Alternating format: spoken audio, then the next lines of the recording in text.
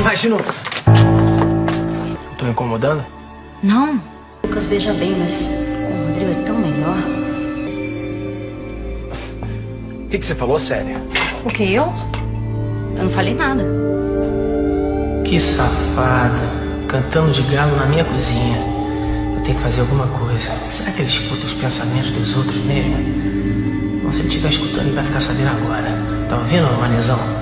Vai pagar mico de corno. Vai ficar cheio de chifre na testa. Ninguém aqui tava de pegação, não. Foi só um beijo. Que seja um beijo, a mesma coisa. Você não tá no horário do seu trabalho?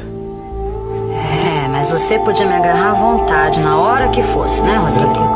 Mas é um cafajeste mesmo. E o pior é que eu ainda gosto desse cafajeste. Tchau, Rodrigo. Já vai tarde, corno mutante. Vaza. Vaza.